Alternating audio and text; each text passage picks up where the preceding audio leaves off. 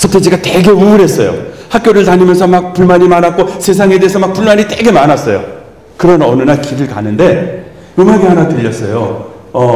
막 소리치는, 그리고 이렇게 전통적인 것들이 아닌 것들에 대해서 막 너무너무 시원했어요. 너무 기분 좋게 하는 거예요.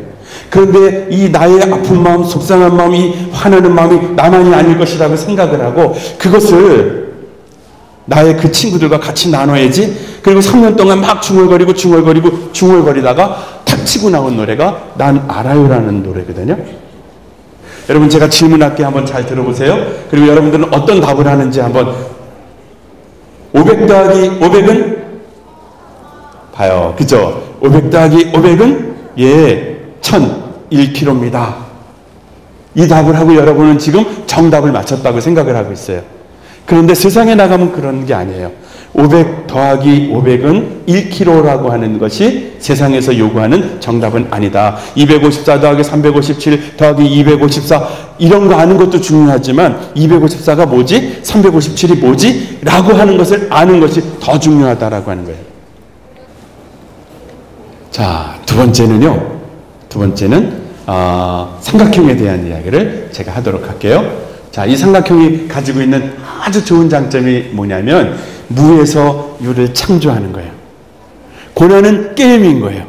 장애는 맞춤표가 아니라 이정표예요. 위기는 위대한 기회예요. 그래서 두렵지 않은 거예요. 오히려 재밌어요. 즐겨요. 아무것도 없는 건 너무너무 심심한 거예요. 그래서 용감하게 두려워하지 않고 무엇인가를 막 치고 나가는 그 에너지, 이것이 바로 이 트라이앵글이 가지고 있는 장점이라고 하는 거예요.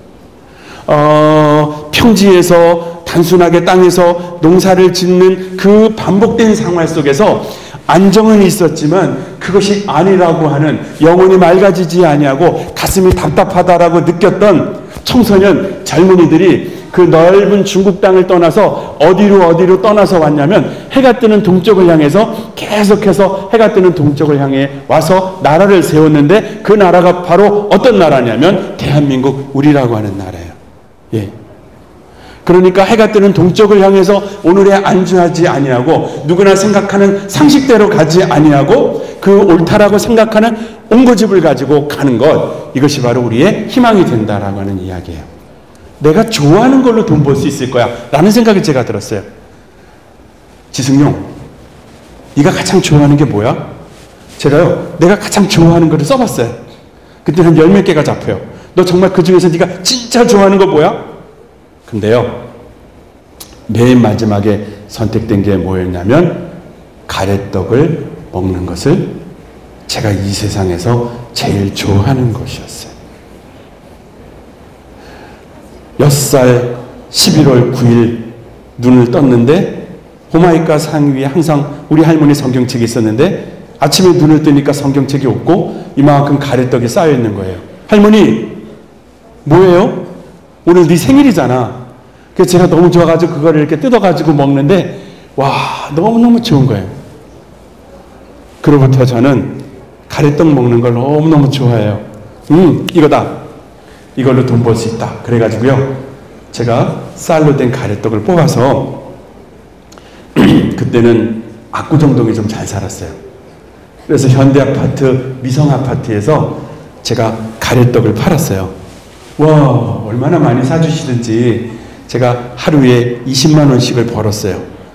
그래서 제가 6개월간 장사를 해서 2천만 원을 모았어요. 그래가지고 제가 창업을 했거든요. 저는 저한테 그 경험이 있는 게 얼마나 좋은지 몰라요. 누구에게인가, 제가 아는 교회 어느 분에게 제가 이런 일을 하려고 하는데 좀 돈 좀 빌려주세요 라고 해서 말 한마디로 그 돈을 마련할 수도 있었겠지만 그게 아니고 제가 이렇게 가래떡 장사를 해서 경험한 경험이 저한테 오기 배짱 어떤 상황 속에도 살아있는, 그래서 제가 가게를 얻었어요. 저 가게요. 94년도 제가 시작한 가게가 10평이에요. 저 사진이 되게 커 보이는데요. 요만한 가게에서 제가 가게를 이렇게 시작을 했어요. 무허가 건물이었어요.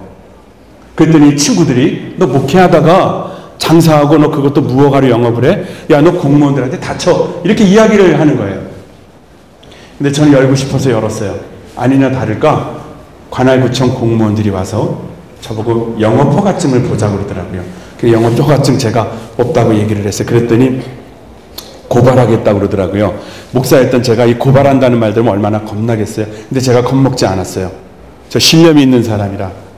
근데 제가 겁먹은 척 했어요. 왜냐하면 겁먹은 척 안 하면 공무원들이 기분 나빠할 거라는 걸 전 알고 있었어요.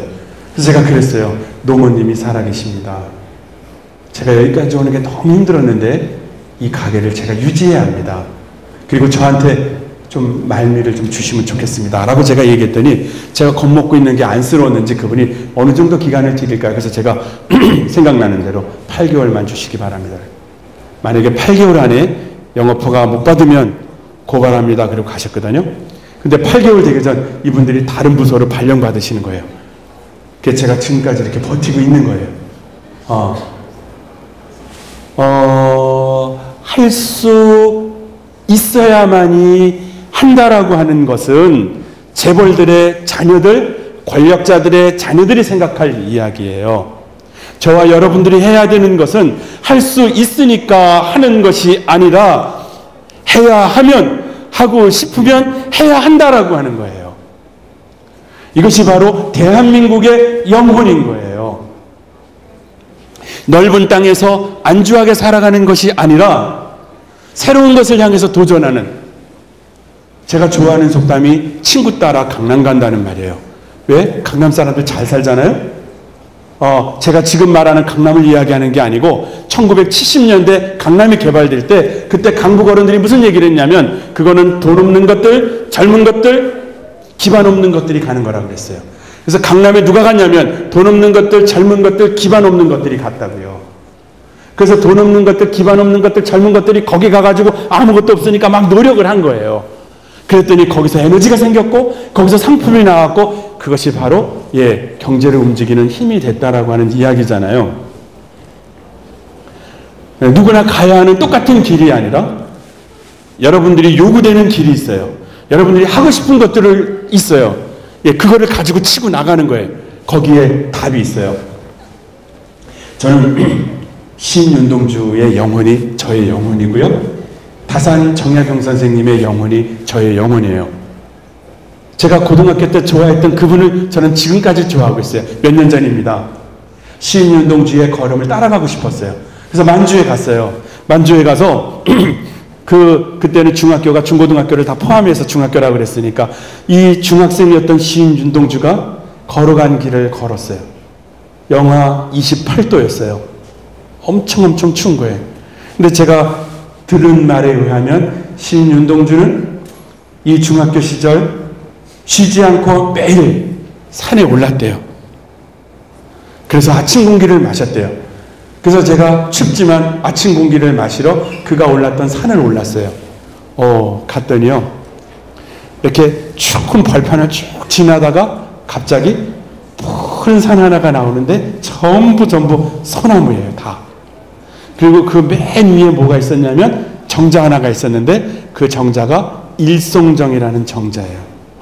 거기서 신윤동주가 여러분 같은 나이 그때 뭘 생각했을까요?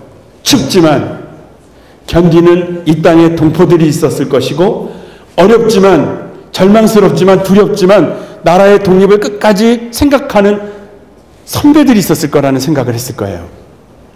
그래서 그가 좋은 대학을 다니고 유학을 갔다 왔음에도 불구하고 올곧은 소리를 하다가 24살 아까운 조국 광복을 1년 앞둔 1944년 그가 병을 얻어서 죽잖아요. 이렇게 추운 어느 날 신윤동주 이 젊은 청년의 몸이 상했으니까 그것이 다른 데로 옮겨가서 전염되면 안 되니까 환풍기 하나를 틀어준 거예요. 춥지만 그나마 그 바깥에 창문으로 되어 있는 그것을 통해서 세상을 바라볼 수 있었어요. 나뭇잎이 다 떨어졌어요. 영하 30도에서 추위에 고생하는 이 땅의 동포들이 얼마나 추워할까라고 생각하고 이 신윤동주가 죽어가는 몸을 일으켜서 세우고 그 창 앞으로 왔어요. 그리고 양팔을 벌리고 춤을 췄어요. 바로 그것이 바람 막는 춤이었고 그가 거기서 노래를 해요. 잎새이는 바람에도 나는 괴로워했다. 별을 노래하는 마음으로 죽어가는 모든 것을 사랑해야지.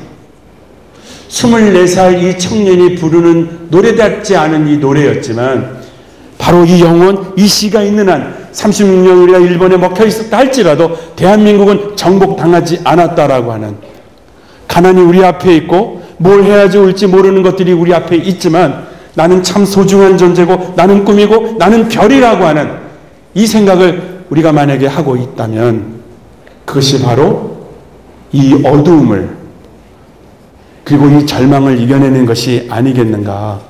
바로 그것을 디자인하는, 바로 그것을 치고 나가는, 그것을 만져주는, 그것을 세워주는, 그 각을 잡아주는, 그 결을 세워주는 바로 그것이 여러분들이다라고 하는 것. 저는 여러분 나이 때 제가 지금 알고 있는 것을 알고 있었어요. 저는 나이가 더 들고 경험을 많이 하고 그러면 제가 더 성숙해지는 거라고 생각했어요. 그런데 그렇지가 않더라고요. 저는 요즘 제 친구들 잘 안 만나요. 재미가 너무 없어요. 다 똑같은 얘기들이 거기서 거기인 얘기들 하고 있어요. 얘네들이 옛날에는 안 그랬는데 요즘 이런 얘기하는 거예요. 아, 요즘 젊은 것들 문제 많다고. 제가 57년 살아온 결과 젊은 것은 문제가 없어요. 젊지 않은 것들이 훨씬 더 문제가 많아요. 다 경험했으니까 하지 말자는 거예요. 지금 어려우니까 하지 말자는 거예요. 그것이 어떻게 진리인가? 이 가난을 어떻게 극복할 수 있는 리더십인가? 다 경험했으니까 하자. 살 날이 얼마 안 남았으니까 하자라고 하는 이 희망의 정신, 그 정신이 바로 우리 대한민국을 다시 일으키고 우리를 이렇게 만질 수 있을 것이다.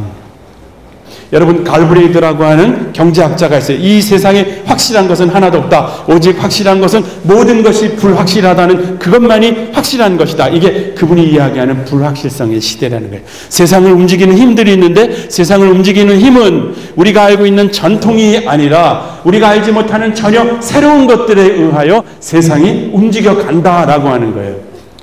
저는 여러분의 진로를 풀어갈 때 세상이 이야기하는 많은 생각들, 그리고 이렇게 되어지면 이렇게 될 수 있다라고 하는 그 스펙들이 움직여지는 것이 아니고 가슴속에 무엇인가를 가지고 있는, 모든 사람이 전혀 해석하지 못하고 절망하고 있는 그 상황에서 새로운 해석을 창조적으로 내놓는 그 생각, 바로 그것이 세상을 움직이는 힘이라고 하는 거예요.